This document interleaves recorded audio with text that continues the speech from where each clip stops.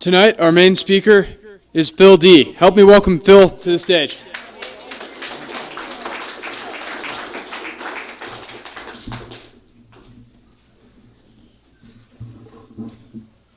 Good evening, y'all. How's everybody doing? Are happy, right? Yeah. This is not a glum lot. This is what it's about in AA. We're always in a good mood, right? Uh-huh. Right on. Thanks, Kirk, for asking me. I appreciate it. My name is Phill D, recovering alcoholic. My sponsor just showed up late. So I'm glad he's here. So there won't be any lying involved, and I won't be funny and stretch the truth or anything. If not, I'll be working on it tomorrow, for sure. The principles and such, traditions, concepts, myself. So, I'm a pretty happy guy in sobriety. There was a time, excuse me if I'm chewing gum, start off the bat, when you get to be my age, you have these senior moments where you get spaced out. So the gum keeps me straight and keeps me online. So if I chew my gum, it's because I'm nervous as hell. And it helps. I guess where it all kind of started was, back in World War II, my parents met, and my dad came back from the war, and my mom had to give up her man job because, they were doing all the work for the men while they were all fighting. So they got married and had me, and it was pretty good for a few years. Not that I remember. I can only say it was. Then about 8 years old, I developed this is in L.A. I lived in Pico Rivera in L.A. And this disease they call polio came around and got me. And from that, it was a lot of hospital time, a lot. And they said at the time that, well, he'll never walk again. Well, that wasn't true because I walked up here, right? And then they said, well, he'll never play sports. Well, that's not true either. I did play sports. Maybe not as good as I should or could have, but I did play. Well, he'll never be in the service. Well, I ended up in the Navy and went to Vietnam and on an ammunition ship, and I really learned how to use and abuse then in the Navy. I was already married at the time and had a little one, and there in Vietnam it was hard being away from the family. It was my first experience of being away from home, and from that time that I had polio, I developed this real fear that I didn't know what it was, but I was real scared. And, when you're around iron lungs and people and such, you get that fear. And my parents, they could only visit me 10 minutes a night and couldn't touch me at the time. And so I developed this fear, along with my dad for years beating on me, telling me how stupid I was. He's trying to raise me right, be a man. And he was just doing the best he could. It's all the tools he had from my grandfather. And so there's no blame there at all, even though if there was, I worked through it because of this program. And so anyway, back, like I said in the service, I learned to be able to cover that fear up with alcohol. I mean, I was the first guy to bring alcohol aboard, hide it and bring it aboard. I was one of the first guys that got caught hiding it. We had bell bottoms, and we'd tape bottles of rum to your legs. They couldn't see him. Then the OD of the day, he'd go with a nightstick and hit him. That's how I got caught. Till we figured something. Us alcoholics, we're always figuring some way. You think you got us. I mean, I remember a launch boat. We'd buy the booze in a launch boat, and then he'd bring it up the ship, and when we get back off of Liberty, we'd throw the rope down and bring up the booze. I mean, there was always a way to get the booze. And that's how I started my life of alcoholic drinking, is I always found a way.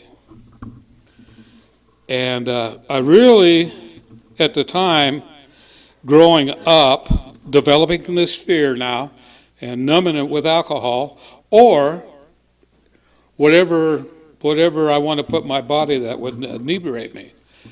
Even though alcohol was my choice or my preference, I still tried all the other stuff because I could drink more. I thought that. And, so like I said, I went through all that, got out of the Navy, having all that fun. It was a lot of fun drinking. I could stand, 12 on and 12 off watches. I could have them shoot at the ship, which they did. Never bothered me because I was half whacked all the time. Me and half the other crew. The other ones were, they felt the fear. I just numbed it.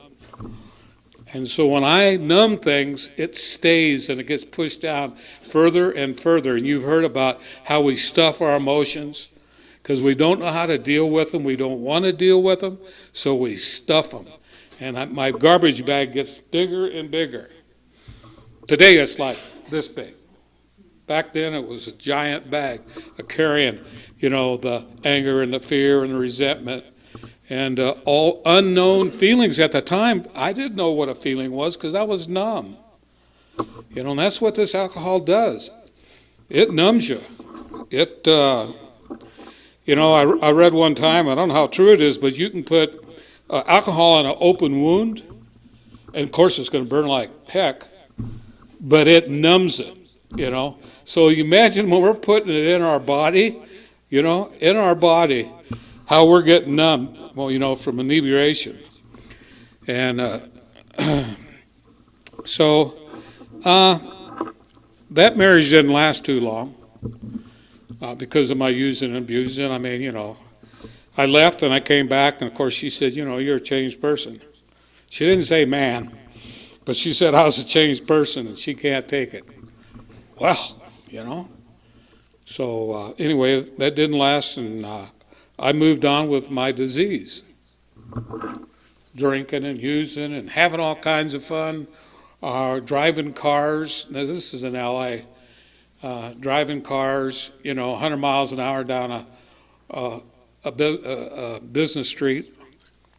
Taking all kinds of chances. And Lee kind of touched on it. All the stuff I did out there using and abusing, that I never got a 502. It was just amazing, That's all I can do is look up and, thanks. Because actually, I don't know if it's a thanks or not, but it got me to go longer and further. And all my craziness, and still a fear would come up that I couldn't explain it. And it'd come out in anger, so I'd want to fight all the time. Drink, and then fight. And that's what this disease does. To me, it does that. And then as I got here, I figured it out that it does it to us. And so back with the story that I went on for quite a few years, had different kinds of jobs. I couldn't hold. I might hold a job a year. I even try to get dry for a year or 6 months. It didn't work. And then we were going on me and this guy was going on another wham bam, get drunk and let's see the world trip. And I met this gal in Sacramento where my parents lived. And we ended up getting married, had a kid, and she already had a couple kids. And a new life started for me as I saw it then. And it went on good for a while. I, stayed sober, not sober, dry, and white knuckling it. And, everything's happy except I'm the only one that has all these weird feelings and feel so different with all the family members that I was married into. I didn't know why, and I didn't like the feeling. When I would quit using and abusing for a period of time, that man, I get all this anxiety, all these different things in my gut that I didn't know was going on. So I started back to numbing them and numbing them. And at that time, I started to be what they call a maintenance drinker. You know, I was always inebriated. Nobody knew the difference, whether I was completely drunk or not. Well, I take that back. I guess I'm talking, give or take a lie or two, that when I got real bombed, it wasn't good for nobody. I mean, nobody. I did a lot of crazy things, a lot of stupid things. And a lot of things I had to work on with my sponsor at the time. And we all know about all that, working the steps. And, you know, it went on for a few years pretty crazy. I was drunk all the time. I always had to seek out the nearest drunk so we could talk and relate to each other. Imagine that, relating with each other when we both can't even talk. But I stayed out of trouble. You know, I really did. And by then I was old enough where my parents just shook their head, and or one set of my parents, the other set, they were still using and abusing at the time and being, you know, crazy. And them getting divorces. And, you know, I'm from a divorced family also. And as a kid, it's no fun, you know, but it happens. It's kind of like the American way, you know, and hopefully it'll change with all you young people, you know, work on that. I always chose to go the easier way. And the easier way for me was to grab a bottle. And I was watching a movie today, and they had this old guy with this bottle. I said, "What are you doing?" He says, "Man, I can't live without this." And that is so true for me. When I was out there abusing, I could not live without it. That did all my thinking. It ran my life, especially the closer I got to my bottom. You know, there's different kinds of bottoms. And for me, and I realized that, and Lee was talking about those yets in my life. I've been sober since 1981. Haven't chose to take a drink. And you know, for all you young folks in here, I was your age too when I was sitting out there in those chairs. I was young, having a good time in sobriety, dancing, and we had a lot of parties, baseball games, a lot of fun things that keep our mind occupied, keep me out of myself. Very important. So as life goes on, and Phil's life, that kind of ended. That marriage ended also. And the one thing that I have gotten a gift out of that marriage is I still have my kids around me. They're still around. They still love me.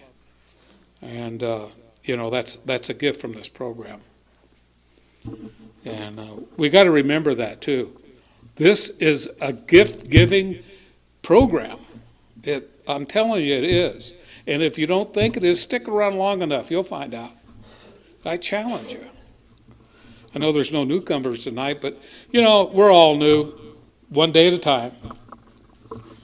So here I got a divorce with this wife, and I was in sobriety. Now I'm sober, new sober actually, and I went out running amok in sobriety. I don't know if anybody can relate to that, but I was out having fun, chasing girls, dancing and prancing and thinking I'm hip, slick, and cool. Here I am, sober and free as a bird. And I can do anything I want, got a good job. Thank goodness they kept me. I mean, half the, going to the railroad days, I put 33 years in at the railroad, retired from Union Pacific. Kind of like Lee's a trucker, well, I'm a railroader. And there's more gifts this program gave me from that in those 33 years. As a matter of fact, the biggest one is I've been married in sobriety 33 years, and there's my wife, Linda. That's a gift. That's another gift. And but it's just like anything else. You got to work it. We hear it all the time around here. We got to work it. And so, anyways, I done a lot of good things at the railroad. I changed my way of thinking. I started getting promoted. It just happened that way. And I started moving around, me and Linda, and getting different promotions in the railroad. And, it was a good life. The only thing about it is I was playing with a dangerous tool. And I was doing more work at work than I was at the program. And just to kind of talk to you all about that is, when you're out there and they call it either white knuckling or whatever, it can be rough because you can start, I'm telling you, you can bring some of them old ways back. And that talks in the book, now I can't remember the page, for resentment, 62. Anyways, I think it's 62, about resentments. And that's the biggest killer around here is resentments. They talk about this, but, Bill and Bob, not to get off of that, I just come through my mind. I read up on them guys, and those two cats, man, I'm so grateful for them, just Bill and Bob, that it's unbelievable. I mean, here's two guys from two different walks of life, and they're the pioneers of AA, and they had to make a lot up as they went. Along with, they had Dr. Silkworth and then others come along, and the first 100, I think they call, and they found a way. They come up with at one time it was only 6 steps, but they finally come up with the 12 steps, to keep us alcoholics sober. Because we have this disease called alcoholism. And this is how I understand it. And this is what I found out. And it is an allergy. So, when we have allergies of sorts, whether it's trees, grass, or whatever, don't we try to do something about it? If it's just blow your nose, we try to do something about it. Well, we have an allergy of alcoholism. And we have to choose to do something about that. Because it is what they talk about, devastating and baffling. But these two dudes, they saved my ass years ago, before I was even born. Mine and everybody else in here, from the past to now and to the future, And it'll be up to you guys to carry the message. I won't be around much longer. I'm an old fart. But it's up to you young ones to keep carrying that message, really. And because there's a lot of people out there with this disease that's, still out there. And anyway, I was back to giving you a little warning about, watch what you do when you feel so good in AA and you think you got all the answers, and you can save everybody. It's just quite doesn't work that way, even though I thought it did. And I got so addicted to work, because I have an addictive personality. I can get addicted to anything if I want to. It takes forever to kick that. So I got addicted to work for quite a few years there. And I didn't know at the time. I guess I had enough AA to keep me going around until I got back there, And so I just didn't choose to drink, but I was nuttier than hell. There's things that they call stress points. And I've read up on stress points, and it has to do with your emotions and how intellectually you think crazy. And I had about 8 years sober. About 8 years sober, and our parents were dying, friends were dying. They laid me off from work, said go get another job, blah blah blah. We're closing up, and one thing after another. And before you know it, I was in a depression. And it's easy for us alcoholics, from what I understand, for us to go or lead to a depression by not showing up. I'm not saying it to keep you from a depression. They talk about it sometimes that, a little depression is a good thing. But I went into depression, so I had to go back. I had to go to another treatment center. And I didn't take no drinks or anything like that, but I was nuts. I really was. I think, as a matter of fact, you hear about the people that go and come out, or go and don't come back, and how nuttier they get. Well, that's where I was at. But I was able to get back, and from that, I got back. Now, I was in AA quite a bit at that time, but I got in what I thought was a lot of AA. But I got into even more of AA, giving back, carrying the message, being a volunteer, doing service work. And it's all a payoff for AA. It really is. So I don't know. I was at a meeting one day. We had a meeting at the railroad. We had a guy called Murray. He was my first sponsor. Mine and half the railroad guys. There was about 400 of us in Sacramento.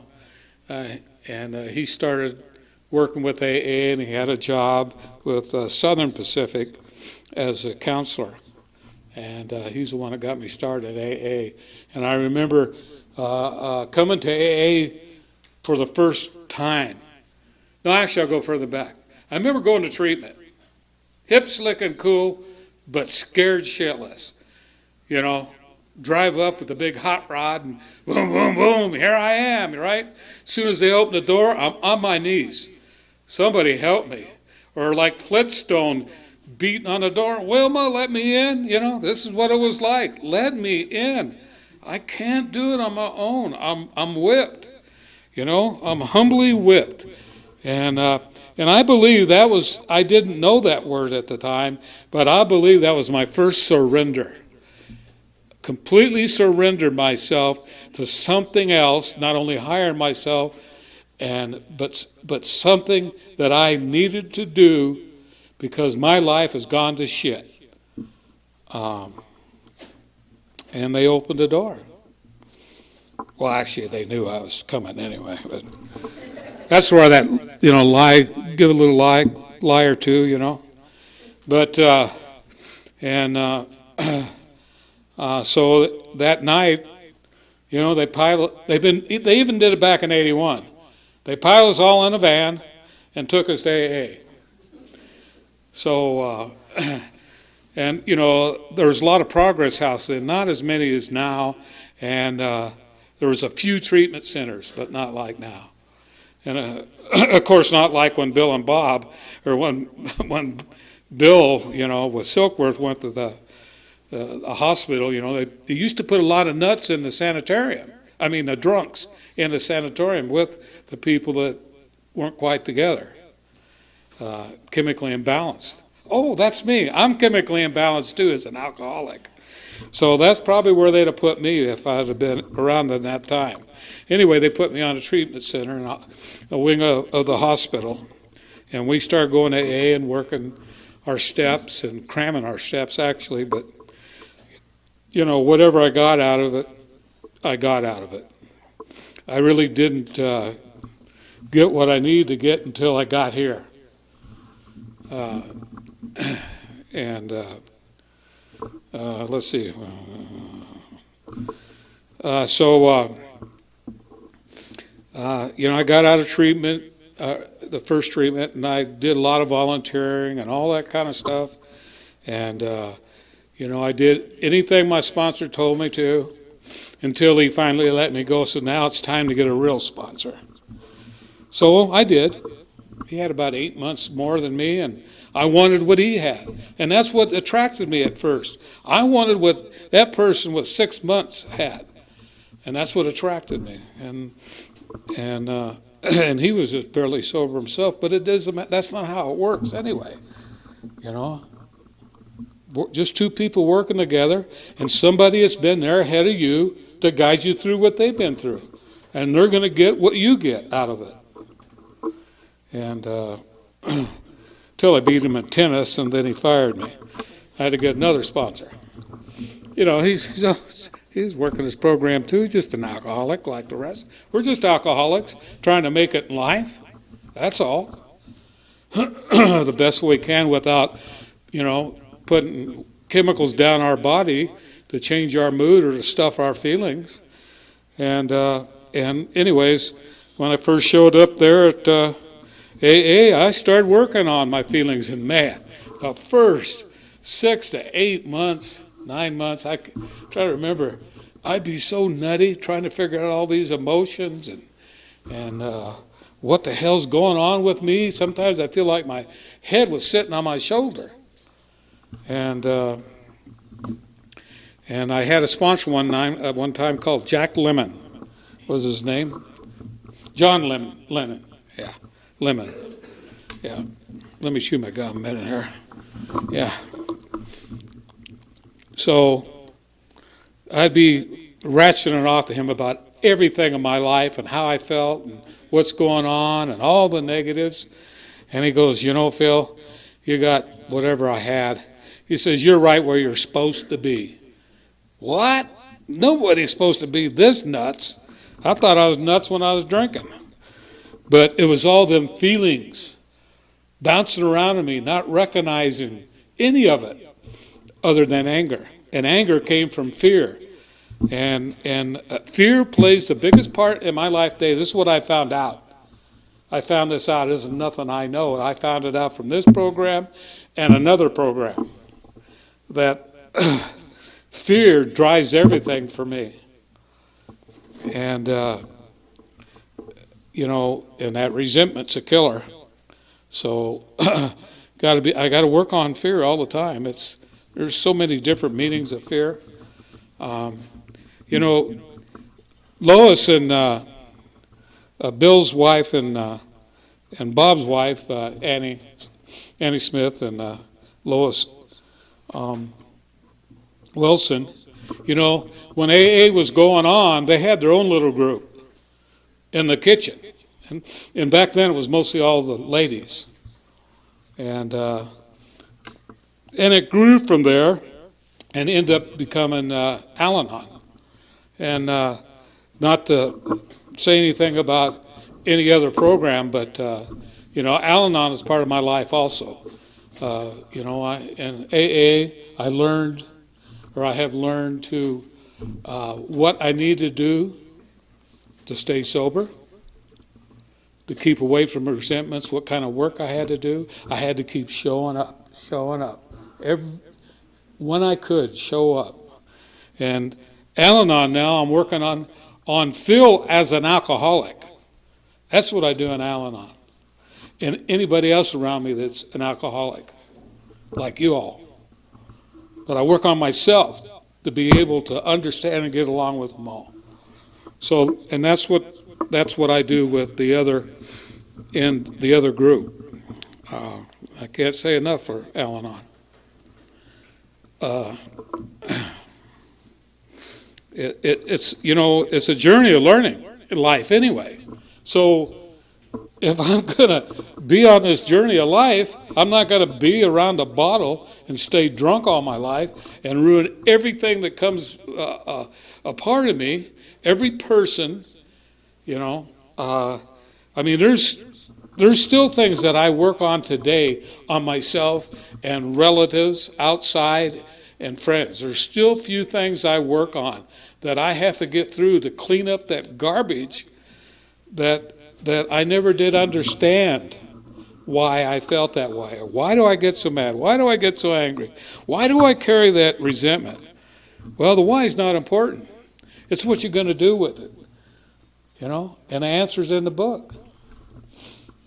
And sponsor, Lee talked about sponsor. Man, you know, that's what it's about, all ya. You know, we got to have sponsors, somebody to guide us through and to help us. That doesn't mean you have to be with them forever, at all. You know.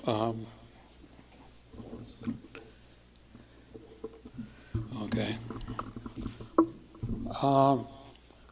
Did I finish my story? Should I get going back and forth? And then I was free for a while, and then I met my wife Linda, and you know what I mean. We ended up being a blended family, and everything we did at one time until I got addicted to work and I was never at home, but had to do around AA and friends. And the reason for AA, I could get along with other friends even that drank. I could do things for, I don't know, maybe an hour and a half. And after that it was time to go. We always knew when it was time to go. About an hour and a half, some people using and abusing. And it's been a great journey. Like I talked about earlier, the gift in sobriety is always given if I work it. And then I got to give it back. And that's an important mechanism for my life to work on. And, you know, I haven't taught much about spirituality. You know, when I got here, I was on my knees. So you could actually say that, you know, I'm being a spiritual person if I'm getting down on my knees and begging God at the time as I understood Him to help me. And then He sends all the loved ones in to help me, like you guys. You're all my loved ones that helped me stay sober. And hopefully I carry the message to help you stay sober. And I know some people have a hard time trying to understand spirituality and a power greater than yourself. And in the book, they talk about that, and there's a place to read about it, and it's really good. But for me, I can't see it no other way. There's something higher in myself, because when I try to run my life, it don't work. And I'm not just saying I don't do the footwork. I do the footwork. But I'm saying that person right in here, whatever it is, whoever it is, that from right and wrong, from resentments to anger, whatever, I have to turn it over, and we talk about it all the time. When I get too angry, too hungry, you know, too lonely, you know, take a pause. Think about it. When I get angry, I have this pause, you know, and then think about what I learned in this program and how when I did use that, what I learned, what the payoff was. It's a lot better than doing it my way, I'll tell you that. So, you know, somebody's got me looking up to. I look up at the stars and the sky and that whole universe, and I don't know, I can't figure none of it out. But it's definitely bigger than me, you know. And today, if I choose not to drink, I know what to do. And I choose not to drink one day at a time. And if you get phone numbers, use those phone numbers. You know, because that one phone call might save your ass from going out for a slip. And the thing about slips, you don't even know if we're ever going to come back. We don't know. We can see what's happening. If you've been coming around enough days at a time, you'll catch the drift. I wonder what happened to so-and-so. You know, you hear it all the time. I wonder what happened to so-and-so.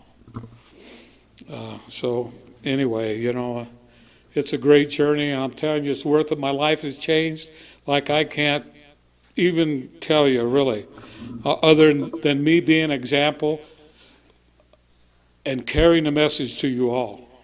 And I'm going to close it with something that Bob, I close this, something that Bob wrote in the big book on page 174 and 175, something short. I spend a great deal of my time passing on what I learned to others who want and need it badly. I do it for 4 reasons. 1, sense of duty. 2, it's a pleasure. 3, because in doing so I am paying my debt to a man who took time to pass it on to me. Right on. And 4, because every time I do it, I take out a little more insurance for myself against a possible slip. Thank you.